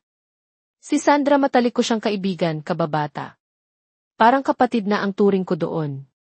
Yung puso sa pangalan niya? Trip lang niya yon ilagay sa mga kontak niya. At kaya ako pupunta sa kanya noon dahil nag-away na naman sila ng daddy niya tungkol sa arranged marriage. Lagi siyang sa akin tumatakbo kapag may problema siya. Tumingin si Anya kay Miguel, naguguluhan pa rin. Kapatid lang talaga? Anya. Maniwala ka, diin ni Miguel, hinawakan ang mga balikat ni Anya para humarap ito sa kanya. Walang namamagitan sa amin ni Sandra. Ikaw ang ni. Natigilan si Miguel, tila nagulat din sa sarili niyang sasabihin. Nagkatitigan sila. Ang mga mata ni Miguel ay puno ng sinseridad at isang emosyon na hindi pa nakikita ni Anya dati. Ikaw ang ano, Miguel, halos pabulong na tanong ni Anya. Huminga ng malalim si Miguel. Hindi ko alam kung paano to nangyari, Anya. Pero simula nang makilala kita, simula nang makasama ko kayo dito nag-iba ang lahat. Hindi ko na maisip ang buhay ko nang wala kayo. Namilog ang mga mata ni Anya. Hindi siya makapaniwala sa naririnig niya. Alam kong komplikado ang lahat, pagpapatuloy ni Miguel. May mga anak ka, galing ka sa ibang mundo kumpara sa akin. Pero wala akong pakialam doon, Anya. Ang nararamdaman ko totoo to. Napaluha si Anya, ngunit sa pagkakataong ito, hindi dahil sa sakit, kundi dahil sa halo-halong tuwa at pagkalito. Miguel, hindi ko alam di. Hindi mo kailangang sumagot ngayon, sabi ni Miguel, marahang pinunasan ang kanyang mga luha. Ang gusto ko lang, malaman mo. At sana bigyan mo ako ng pagkakataon. Ang gabing iyon ang nagpabago sa lahat. Ang mga pader na muling itinayo ni Anya ay gumuho. Ang pag-amin ni Miguel ay nagbigay sa kanya ng bagong pag-asa. Ngunit kasabay nito ang mas malaking takot, ang takot na baka kapag ibinigay niya ang puso niya, at kapag nalaman ni Miguel ang pinakamalaki niyang sikreto, ay pagsisihan niya ito. Pumasok sila sa isang hindi opisyal, ngunit malinaw na yugto ng kanilang relasyon. Mas naging malambing si Miguel, mas maalaga. Madalas na silang lumalabas kasama ang kambal tuwing weekend, namamasyal sa parke, kumakain sa labas, nanonood ng scene. Para silang isang tunay na pamilya. Ngunit ang sikreto ay nanatiling parang anino na bumubuntot kay Anya. Lalo na nang minsang nagkasakit si Liam at kinailangang isugod sa ospital. Si Miguel ang kasama niya buong magdamag, hindi umalis sa tabi nila, inaasikaso ang lahat ng kailangan. Sa mga sandaling iyon, lalong naramdaman ni Anya kung gaano niya kamahal si Miguel at kung gaano siya natatakot na mawala ito.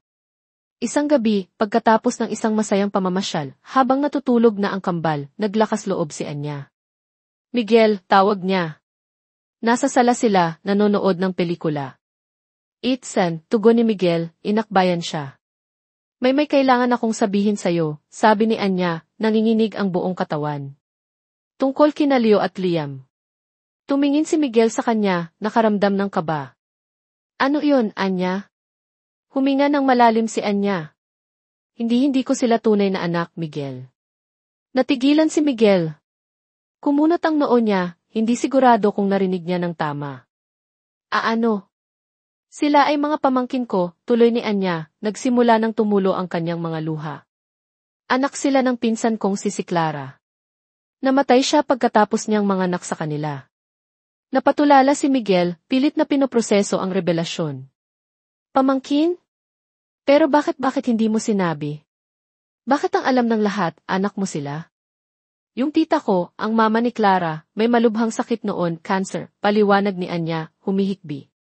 Hindi niya kayang alagaan ang kambal. At yung ama nila namatay sa aksidente, bago pa man sila ipanganak. Sa akin sila ipinagkatiwala ni tita. Ayokong malaman ng mga bata ang totoo noong maliliit pa sila. Ayokong maramdaman nilang ulila na sila ng lubos. Gusto kong maramdaman nilang may nanay pa rin sila, kahit ako lang. Hinawakan ni Miguel ang mga kamay ni Anya. Hindi siya nagsasalita, hinahayaan lang si Anya na ilabas ang lahat. Natakot akong sabihin sa'yo, pagpapatuloy ni Anya. Natakot akong baka iwan mo kami kapag nalaman mo. Na baka isipin mong nagsinungaling ako. Yinakap ni Miguel si Anya ng mahigpit. Tahan na, sabi nito. Hindi ako magagalit. Naiintindihan ko, Anya. Naiintindihan ko kung bakit mo ginawa yon. Ang importante, inalagaan mo sila, minahal mo sila na parang tunay mong mga anak. That takes incredible strength and love. Humiwalay si Anya sa yakap at tumingin kay Miguel. Talaga? Hindi ka galit? Umiling si Miguel, umiti ng malambing. Paano ako magagalit sa babaeng pinakamamahal ko? Sa mga salitang iyon, gumaan ang pakiramdam ni Anya. Ang bigat na matagal niyang dinadala ay tila nabawasan. Ngunit may isa pang parte ng sikreto na hindi pa niya nasasabi, ang pangalan ng ama ng kambal. Inilabas ni Anya ang isang lumang litrato mula sa kanyang wallet.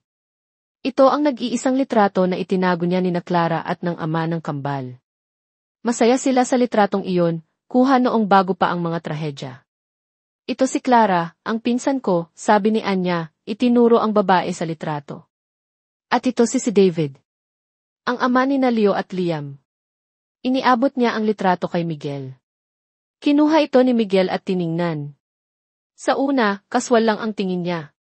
Ngunit habang tumatagal, nanlaki ang kanyang mga mata. Ang ngiti sa kanyang labi ay naglaho, napalitan ng pagkabigla, pagkalito, at isang pamilyar na sakit. Tinitigan niya ng matagal ang lalaki sa litrato. Si David. Ang kanyang matalik na kaibigan. Ang kaibigan niyang nawala maraming taon na ang nakalilipas. Di David. Wala sa sariling bulong ni Miguel, ang mga kamay ay nagsimulang manginig habang hawak ang litrato. Tumingala siya kay Anya, ang mga matay puno ng hindi maipaliwanag na emosyon. Si David na kaibigan ko. Ang sikreto ni Anya ay hindi lang pala tungkol sa kanya at sa kambal. Ito ay isang sikretong nag-uugnay sa kanilang mga nakaraan sa paraang masakit at hindi inaasahan. Ang lalaking minahal ni Anya ay may direktang koneksyon sa lalaking naging dahilan ng pagkamatay ng ama ng mga batang inaalagaan niya. Ang tadhanang naglapit sa kanila ay siya rin palang tadhanang sumubok sa kanila noon pa man. Napatitig si Anya sa reaksyon ni Miguel. Pagkabigla, pagkalito, at isang uri ng sakit na hindi niya maintindihan ang gumuhit sa mukha nito nang makita ang litrato ni David. Kikilala mo siya, alanganing tanong ni Anya, biglang kinabahan. Hindi agad nakasagot si Miguel. Tila nagbalik sa kanyang alaala ang mga panahong kasama niya si David. Ang tawanan, ang mga pangarap, ang pagkakaibigan nilang sinubok ng panahon. At higit sa lahat, ang trahedyang naganap sa construction site maraming taon na ang nakalipas. Si David D. Ulit ni Miguel, ang boses ay garalgal. Si David Reyes siya ang matalikong kaibigan, Anya. Simula high school. Para ko na siyang kapatid. Tumingin siya kay Anya, ang mga matay nagsisimula ng mamasa. Siya yung kasama ko noong Noong may nangyaring aksidente sa construction site. Lindo. Bumagsak ang mga debris di. Hindi na naituloy ni Miguel ang sasabihin. Ang mga alaala ay masyadong masakit. Ang imahe ni David na itinutulak siya palayo, ang pagbagsak ng mga semento, ang huling tingin nito bago ito natabunan. Siya ang nagligtas sa akin, Anya, halos pabulong na sabi ni Miguel. Inuna niya ako. Kung hindi dahil sa kanya wala na ako ngayon. Nanlaki ang mga mata ni Anya. Ngayon niya lang narinig ang buong kwento sa likod ng pagkamatay ni David. Ang alam lang niya ay aksidente sa trabaho. Hindi niya alam na may kinalaman pala si Miguel dito, na si Miguel ang taong iniligtas ni David. Ang revelasyon ay tila isang malakas na sampal sa kanilang dalawa. Ang lalaking minamahal ni Anya ngayon ay ang taong nabuhay dahil sa pagsasakripisyo ng ama ng mga batang itinuturing niyang anak. At ang lalaking tinutulungan ni Miguel dahil sa konsensya at pagmamahal ay ang babaeng nag-aalaga sa mga anak ng kaibigan niyang nagbuwis ng buhay para sa kanya. Ang koneksyon nila ay mas malalim at mas komplikado pala kaysa sa inaakala nila. Niyakap ni Anya si Miguel na ngayon ay hindi na napigilang umiyak. Ang sakit ng pagkawala ni David na matagal na niyang kinikimkim ay muling bumalik. Yumakap din si Miguel ng mahigpit. Sa mga sandaling iyon, hindi sila amo at caretaker, hindi sila mayaman at mahirap. Sila ay dalawang taong pinag-ugnay ng pag-ibig, trahedya, at isang nakaraang hindi nila inaasahan. Kaya pala di. Sabi ni Miguel sa gitna ng mga hikbi. Kaya pala pamilyar ang mga mata ni Leo at Liam. Kay David sila nagmana. Tumango si Anya, umiiyak na rin. Hindi ko alam, Anya. Hindi ko alam na may mga anak pala si David, sabi ni Miguel. Hindi niya nabanggit sa akin si Clara. Ang huli naming pag-uusap puro tungkol sa trabaho at sa mga pangarap niya. Siguro hindi pa siya handang sabihin, sabi ni Anya. O baka nahihiya siya dahil simple lang si Clara kumpara sa mga kaibigan mo. Umiling si Miguel. Hindi ganoon si David. Siguro naghihintay lang siya ng tamang panahon na hindi na dumating. Ang gabing iyon ay napuno ng luha, pag-amin at pag-unawa. Ang bigat na daladala ni Anya tungkol sa sikreto ng kambal ay napalitan ng panibagong bigat. Ang kaalamang ang ama ng mga ito ay bayani sa mata ng lalaking mahal niya. At para kay Miguel, ang pagmamahal niya kay Anya at sa kambal ay nagkaroon ng panibagong dimensyon, isang responsibilidad na alagaan ang naiwang pamilya ng kaibigan niyang nagligtas sa kanya. Pagkatapos ng gabing iyon, mas lalong tumibay ang relasyon ni Miguel at Anya. Wala nang mga sikreto sa pagitan nila, maliban sa hindi pa alam ng kambal ang buong katotohanan. Nagdesisyon si Miguel na hindi na niya ito itatago. Anya, sabi ni Miguel isang araw. Gusto kong pakasalan ka. Natigilan si Anya. Miguel di.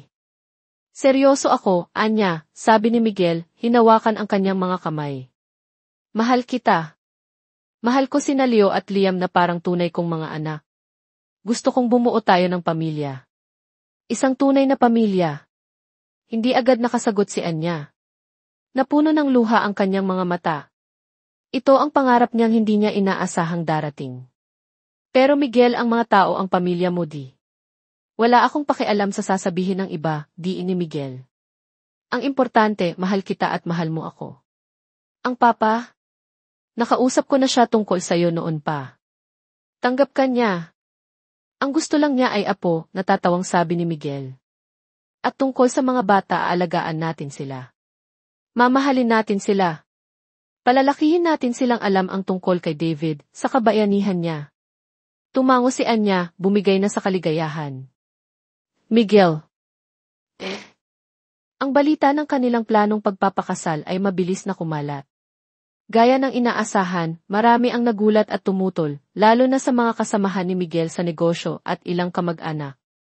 Ang mga bulungan tungkol sa pagiging disgrasyada ni Anya ay muling nabuhay. Si Sandra, nang malaman ang balita, ay agad na tumawag kay Miguel. Miguel, are you serious? Papakasalan mo yung babaeng iyon? Yung caretaker mo? After everything? Yes, Sandra. I love her. And she loves me. Please, Kirisay to understand, pakiusap ni Miguel. Understand? Miguel, may mga anak na iyan. At saka, di ba siya yung bastos sa'yo noon? It doesn't matter anymore, Sandra. Mahal ko siya. At mahal ko rin ang mga anak niya, matigas na sabi ni Miguel. Kung kaibigan talaga kita, sana suportahan mo ako. Natahimik si Sandra sa kabilang linya, halatang hindi pa rin matanggap ang desisyon ni Miguel. Sa kabila ng mga pagtutol at bulungan, itinuloy ni na Miguel at Anya ang kanilang kasal. Isang simple ngunit eleganteng seremonya na dinaluhan ng mga taong tunay na nagmamahal at sumusuporta sa kanila, kasama na si Don Rafael na tuwang-tuwa at syempre, ang kambal na sina Leo at Liam na nagsilbing ring bearers at coin bear. Masaya kahit hindi pa lubos na naiintindihan ang lahat. Sa resepsyon, muling narinig ni Anya ang ilang bulungan, ngunit sa pagkakataong ito, mas matatag na siya. Hinawakan niya ng mahigpit ang kamay ni Miguel na hindi bumibitiw sa tabi niya. Huwag mo silang pansinin, mahal, bulong ni Miguel. Ang importante, tayo. Ngumiti si Anya. Tama si Miguel. Ang mahalaga ay sila, isang pamilyang nabuo mula sa hindi inaasahang mga pangyayari, pinagtibay ng pag-ibig, pagpapatawad, at mga sikretong sa wakas ay nabigyan na ng liwanag. Ang kanilang pag-ibigan ay hindi perpekto, ngunit ito ay totoo, at handa nilang harapin ang anumang pagsubok na darating magkasama. Ngunit may isang pagsubok pa silang kailangang harapin, ang pagsasabi ng buong katotohanan sa kambal kapag handa na ang mga ito. At iyon ay isang kabanata na susubok sa tibay ng kanilang bagong tatag na pamilya. Lumipas ang mga taon. Ang pagsasama ni na Miguel at Anya bilang mag-asawa ay naging matatag at puno ng pagmamahalan. Ang penthouse na dati ilugar lang ng trabaho ni Anya ay naging isang masayang tahanan. Si Don Rafael ay madalas dumalaw, tuwang-tuwa sa kanyang mga apo, sina Leo at Liam, na itinuring na niyang tunay na kadugo. Lumaki ang kambal na ang kinikilalang ama ay si Miguel. Tinawag nila itong Papa Miguel. Patuloy silang minahal at inaruga ng mag-asawa na walang pagkakaiba. Si Leo ay nanatiling bibo, mahilig sa sports at palakaibigan. Si Liam naman ay mas lumaking tahimik, mahilig magbasa at mapag-obserba, ngunit taglay pa rin ang talino at lalim ng pag-iisip. Bagaman magkaiba ang kanilang personalidad, nanatiling matibay ang kanilang pagiging magkapatid. Sa paglipas ng panahon, nabiyayaan din sina Miguel at Anya ng sarili nilang anak, isang magandang babae na pinangalanan nilang Sofia. Ang pagdating ni Sofia ay nagdulot ng iba yung saya sa pamilya. Naging mapagmahal na mga kuya sina Leo at Liam sa kanilang bunsong kapatid. Ngunit habang lumalaki ang kambal, lalo na nang magsimula na silang magbinata at magdalaga, naramdaman ni na Miguel at Anya na papalapit na ang panahon upang sabihin sa kanila ang buong katotohanan tungkol sa kanilang pinagmulan. Hindi ito madali. Pinag-isipan nila itong mabuti, nag-aalala sa kung paano ito tatanggapin ng dalawa. Isang gabi, nang ang kambal ay nasa edad na 16 at si Sofia ay 6 na taong gulang, nag-usap sina Miguel at Anya. Mahal, palagay ko oras na, sabi ni Anya, ang puso ay kumakabog. Tumango si Miguel, hinawakan ang kamay ng asawa. Alam ko. Hindi na sila mga bata. Karapatan nilang malaman ang totoo. Naghanda sila. Pinili nila ang isang weekend kung kailan tahimik ang bahay. Pagkatapos ng hapunan, habang naglalaro si Sofia sa sala, pinaupo nila sina Leo at Liam sa balkonahe. Mga anak, simula ni Miguel, ang boses ay mahinahon ngunit seryoso. May mahalaga kaming sasabihin sa inyo ni mama ninyo.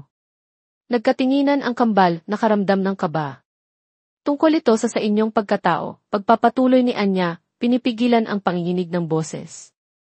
Ikinuwento nila ang lahat, tungkol kay Clara, ang kanilang tunay na ina, ang pinsan ni Anya, tungkol kay David, ang kanilang tunay na ama, ang matalik na kaibigan ni Miguel, tungkol sa mga trahedyang nangyari, tungkol sa kung paano sila napunta sa pangangalaga ni Anya, at tungkol sa kabayanihan ni David na siyang dahilan kung bakit buhay pa si Miguel.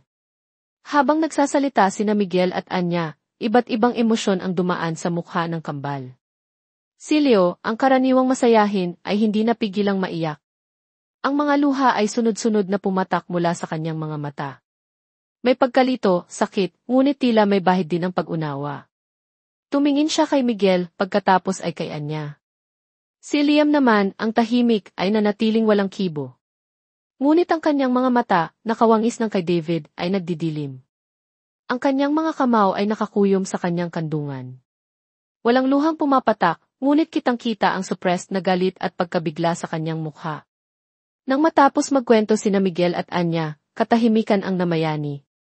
So hindi ka pala namin tunay na mama, basag ni Liam sa katahimikan, ang boses ay malamig at walang emosyon. Nakatingin siya kay Anya. Liam, anak ti. Simula ni Anya, ngunit pinutol siya nito. At ikaw, baling ni Liam kay Miguel. Ang kaibigan ng tatay namin ang dahilan kung bakit siya namatay? Liam, hindi ganoon yon, sabat ni Miguel. Nagligtas siya ng buhay. Bayani ang Papa David ninyo.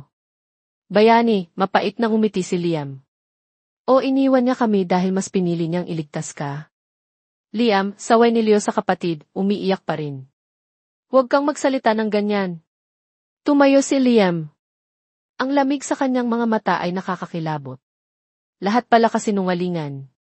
Ang buong buhay namin itinayo sa kasinungalingan. Tumingin siya kina Miguel at Anya na may hinanakit. Kaya pala iba ang trato sa amin ng ibang tao noon. Kasi ampon lang pala kami. Hindi kayo ampon sa puso namin, giit ni Anya, tumatayo na rin. Minahal namin kayo ng totoo. Talaga ba? Sarkastikong tanong ni Liam. O ginawa niyo lang yon dahil sa utang na loob? Tumingin siya kay Miguel. Dahil namatay ang tatay namin para sa'yo. Hindi totoo yan, sigaw ni Miguel, nasasaktan sa mga salita ni Liam. Tama na, Liam, sabi ni Leo, hinawakan ang braso ng kapatid. Mahal tayo ni na Mama at Papa Miguel. Marahas na iwinaksi ni Liam ang kamay ni Leo. Huwag mo akong hawakan. At huwag mo silang tawaging Mama at Papa. Hindi natin sila kaano-ano. Tumalikod si Liam at mabilis na pumasok sa loob ng bahay, padabog na isinara ang pinto ng kanyang kwarto. Naiwan sina Miguel, Anya at Leo na tulala.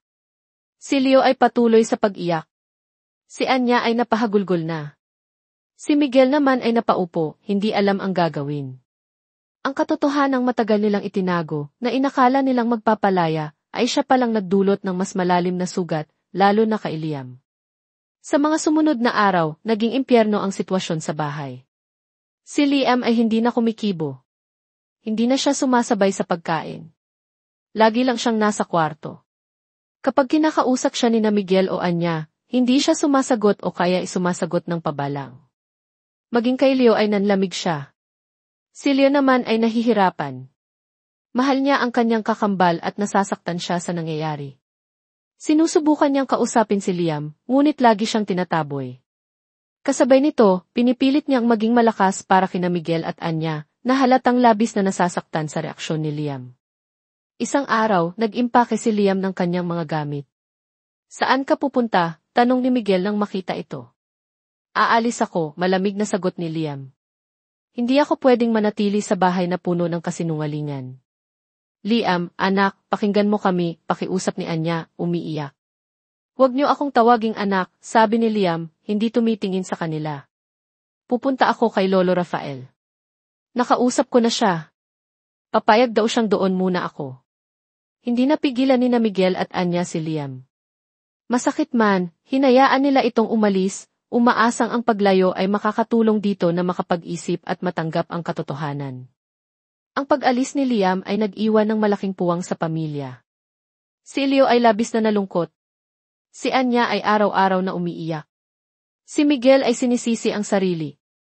Maging si Sofia, kahit bata pa, ay nararamdaman ang bigat sa kanilang tahanan. Ang pamilyang binuo nila mula sa pag-ibig at pagtanggap ay muling sinusubok ng nakaraan. Ngunit sa pagkakataong ito, ang hamon ay mas mahirap dahil nagmumula ito sa loob mismo ng kanilang pamilya, mula sa pusong nasugatan ng katotohanang matagal nang dapat malaman. Ang daan patungo sa tunay na paghilom at pagkakabuo ay magiging mahaba at masalimuot pa. Ang mga buwan pagkatapos ng pag-alis ni Liam ay naging mahirap para sa pamilya Vergara. Ang dating masayang tahanan ay nabalot ng kalungkutan. Si Leo, bagaman pilit na nagpapakasaya para kay Sofia at nag-aaral ng mabuti, ay halatang nami-miss ang kanyang kakambal.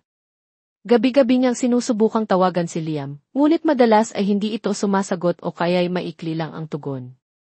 Si Anya ay madalas tulala, ang isip ay nasa anak na nasa probinsya. Ang pag-aalala ay baka sa kanyang mukha. Si Miguel naman ay ginagawa ang lahat para suportahan ang asawa at mga anak, habang patuloy na nakikipag-ugnayan kay Don Rafael para kumustahin si Liam. Ayon kay Don Rafael, si Liam ay mas lalong naging tahimik at mapag-isa. Magalang pa rin ito, tumutulong sa ilang gawain sa hasyenda, ngunit laging malayo ang tingin. Madalas daw itong nagkukulong sa kwarto o naglalakad-lakad mag-isa sa bukirin. Sinubukan ni Don Rafael na kausapin ito tungkol sa nangyari, ngunit lagi itong umiiwas sa topic. Bigyan natin siya ng panahon, Miguel, sabi ni Don Rafael sa telepono. Masakit ang pinagdadaanan ng bata. Kailangan niyang mailabas yan sa sarili niyang paraan. Ang mahalaga, alam niyang may nagmamahal at naghihintay sa kanya dito. Sinunod ni Miguel ang payo ng ama. Patuloy silang nagpapadala ng mga mensahe at regalo kay Liam, kahit hindi ito laging nagre-reply. Si Leo ay matyagang nagkukwento tungkol sa eskwela at kay Sofia sa mga voicemail na iniiwan niya. Si Anya naman ay nagsusulat ng mga liham, ibinubuhos ang kanyang pagmamahal at pangungulila. Isang araw, tumawag si Leo kay Liam. Sa pagkakataong ito, sumagot ito. Liam? Oh, bakit? Malamig pa ring tugon ni Liam. Finals na namin next week, sabi ni Leo. Tapos may basketball championship game kami. Varsity ako, di ba? Sana makanood ka. Katahimikan sa kabilang linya. Akala ni Leo ay ibababa na ni Liam ang tawag. Sige, sagot ni Liam pagkaraan ng ilang sandali. Tingnan ko. Kahit maikli ang sagot, nabuhayan ng loob si Leo. Ibinalita niya ito agad kina Miguel at Anya. Nagkaroon sila ng munting pag-asa. Dumating ang araw ng championship game.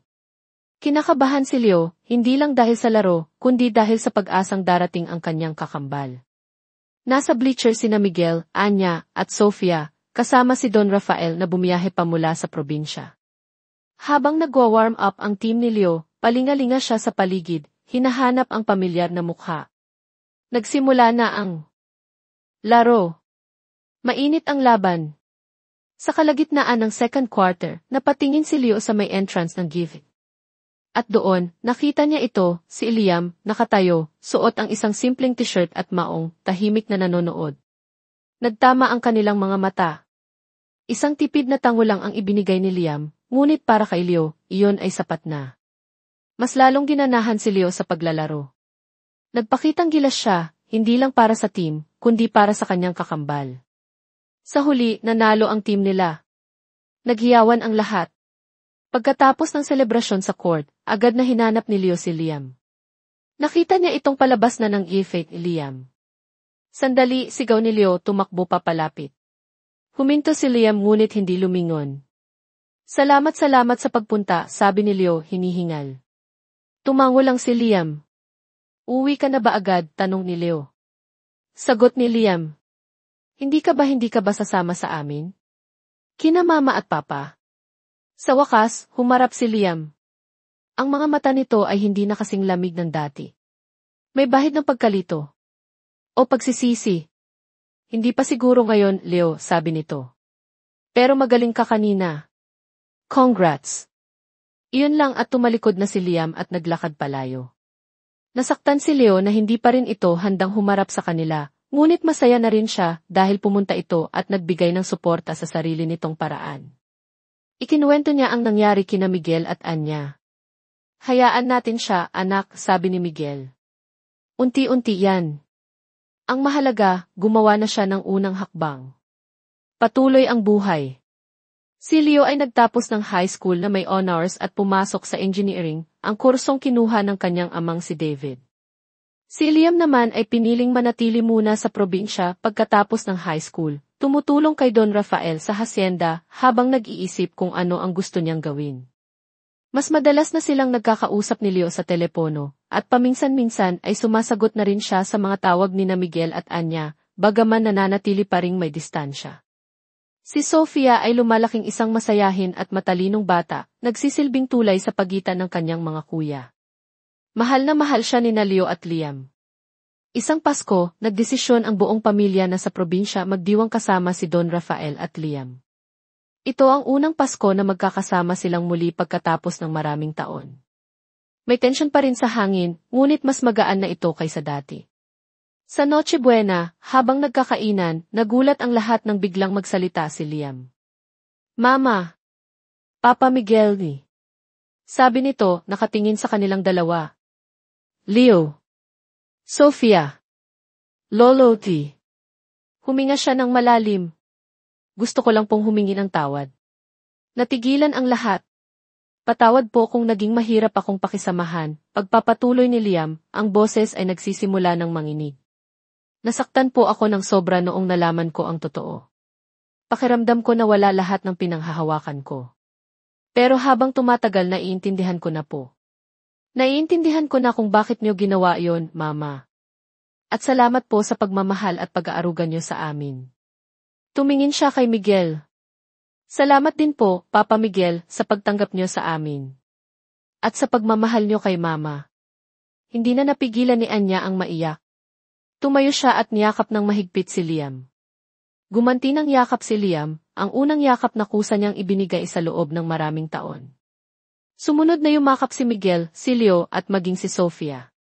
Si Don Rafael ay nakangiting pinagmamasdan ang kanyang pamilya, ang mga mata ay mailuha ng kaligayahan. Ang Paskong iyon ang naging simula ng tunay na paghilom. Hindi ibig sabihin ay nawala na lahat ng sakit o tanong, ngunit natutunan na nilang tanggapin ang nakaraan at harapin ang hinaharap ng magkakasama. Si Liam ay nagdesisyong bumalik na sa Maynila para mag-aral ng architecture. Mas naging malapit na ulit sila ni Leo. Ang relasyon niya kina Miguel at Anya ay unti-unti nang bumabalik sa dati, mas matibay na ngayon dahil sa pundasyon ng katotohanan at pagpapatawad. Natapos ang kwento na ang pamilya Vergara, sa kabila ng kanilang komplikadong pinagmulan at mga pinagdaanang pagsubok, ay buo at masaya. Natutunan nilang ang tunay na pamilya ay hindi lang tungkol sa dugo, kundi tungkol sa pagmamahal, pagtanggap, pagpapatawad, at pagiging nandyan para sa isa't isa, sa hirap man o ginhawa. Ang pusong minsan ay naligaw at nasaktan ay natagpuan na ang tunay nitong lugar sa init ng isang pamilyang pinagtibay ng panahon at pag-ibig. Ang pagbabalik ni Liam sa Maynila ay hindi naging kasing hirap ng inaasahan. Ang pagpapatawad na namayani noong Pasko ay nagbukas ng daan para sa mas madaling pag-a-adjust. Tumira siyang muli sa penthouse kasama ang pamilya habang nag-aaral ng architecture sa isang kilalang unibersidad. Sa simula, may mga pagkakataon pa ring nailang siya, lalo na kapag silang dalawa lang ni Miguel o ni Anya ang magkasama. Ngunit sina Miguel at Anya ay naging mapagpasensya. Hindi nila ito pinilit, hinayaan nilang si Liam mismo ang humanap ng sarili niyang komportableng paraan ng pakikipag-ugnayan. Napansin ni Anya na madalas tinititigan ni Liam ang mga lumang litrato ni David na ibinahagi sa kanila ni Miguel. Isang hapon, naabutan ni Miguel si Liam na hawak ang isang album ng mga litrato niya, kasama si David noong sila'y mga binata pa. Siya yan, sabi ni Miguel, umupo sa tabi ni Liam. Ang Papa David mo. Tumingin si Liam kay Miguel. Ano po siyang klaseng tao, Papa Miguel? Ito ang unang beses na muli niyang tinawag na Papa Miguel, si Miguel mula nang malaman ang totoo. Napangiti si Miguel. Si David makulit yan, simula niya, ang mga matay may ningning ng alaala. Matalino, sobrang dedikado sa trabaho. Pero higit sa lahat, napakabuting kaibigan. Loyal. Handa siyang gawin ang lahat para sa mga taong mahal niya. Ikinuwento ni Miguel ang ilan sa kanilang mga kalokohan noon, ang kanilang mga pangarap, ang pagiging masayahin ni David. Tahimik na nakinig si Liam, sinasalamin ang bawat salita. Sa mga kwento ni Miguel, unti-unti niyang nakikilala ang ama na hindi niya nakagisnan. Maging si Leo ay mas naging interesado na rin sa nakaraan. Madalas silang tatlo ni na Miguel at Liam na nagkukwentuhan tungkol kay David. Paminsan-minsan, isinasama sila ni Anya sa puntod ni na Clara at David. Doon, tahimik silang nag-aalay ng bulaklak at panalangin. Sa mga pagkakataong iyon, ramdam nila ang koneksyon sa kanilang mga tunay na magulang, habang naroon din ang pagmamahal mula sa pamilyang nag-aruga sa kanila. Si Sofia naman, habang lumalaki, ay natural na natutunan ang kwento ng kanyang pamilya. Hindi ito naging issue sa kanya. Para sa kanya, sina Leo at Liam ay ang kanyang mga kuya, si Anya ang kanyang mama, at si Miguel ang kanyang papa. Ang pagmamahal sa kanilang tahanan ay sapat na para hindi niya maramdaman na may kulang o kakaiba. Madalas pa nga niyang ipinagmamalaki na dalawa ang papa niya, si Papa Miguel na kasama namin, at si Papa David na angel na daw, sabi ni Kuya Liam. Nagpatuloy ang buhay. Si Leo ay naging isang mahusay na engineer, sumusunod sa iyapak ni David, at kalaunan ay nagtrabaho sa Vergara Holdings, sa ilalim ng gabay ni Miguel. Si Liam naman ay nagtapos bilang architect at nagtayo ng sarili niyang maliit na kumpanya, nagpapakita ng sariling galing at dedikasyon. Isang araw, makalipas ang maraming taon, ang penthouse ay muling napuno ng kasiyahan. Ito ang araw ng kasal ni Leo. Pinakasalan niya ang kanyang long-time girlfriend, isang mabait at simpleng babae na tanggap ng buong pamilya. Si Liam ang kanyang best man. Sa resepsyon, habang nagbibigay ng kanyang talumpati si Miguel bilang ama ng groom, hindi niya napigilang maging emosyonal. Labis akong ipinagmamalaki nitong anak ko, si Leo, sabi ni Miguel, nakatingin kay Leo na nasa presidential table, kasama ang kanyang bride. Nakita ko siyang lumaki, mula sa pagiging isang bibong bata, hanggang sa pagiging isang responsable at mahusay na engineer ngayon. Alam kong kung nandito lang si David ngayon, ganoon din ang mararamdaman niya. Napatingin si Miguel kay Liam na nakatayo sa tabi ng kapatid. At ikaw, Liam, ipinagmamalaki ka rin namin. Kayong dalawa kayo ang buhay na testamento ng pagmamahal at katapangan ng inyong mga magulang nina Clara at David. At kayo rin ang nagbigay ng panibagong kulay at saya sa buhay namin ni Anya. Tumingin siya kay Anya, na lumuluha na sa tabi niya. Hinawakan niya ang kamay nito. Mahal, salamat sa pagiging ilaw ng tahanan na ito. Salamat sa pagmamahal mo sa ating mga anak, kina Leo, Liam at Sophia. Nagpalakpakan ang mga bisita. Ang dating mga bulungan at panghuhusga ay matagal nang napalitan ng respeto at paghanga sa pamilyang Vergara. Nang magkaroon ng pagkakataon, lumapit si Liam kay Miguel. Salamat po sa lahat, Papa Miguel, sabi nito, isang tunay at malayang ngiti ang nasa kanyang labi. Walang anuman, anak, sagot ni Miguel, tinapik ang balikat nito. Proud ako sayo. Lumapit din si Anya. Ang gwapo ng mga anak ko, naiiyak niyang sabi, niyakap sina Leo at Liam. Mana po sa inyo, Mama, biro ni Leo.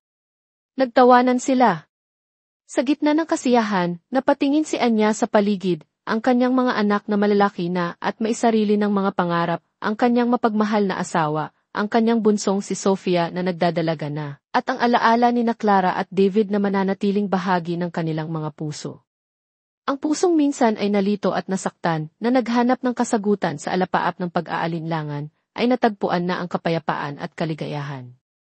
Hindi man naging perpekto ang simula, ang kanilang kwento ay isang patunay na ang pag-ibig ay kayang lagpasan ang anumang hadlang, kayang ayusin ang mga nasira, at kayang bumuo ng isang pamilyang hindi matitibag ng anumang unos. Sa huli, ang pinakamahalaga ay ang pagmamahal na nagbubuklod sa kanila, isang pagmamahal na kasing lawak at kasing taas ng alapaap.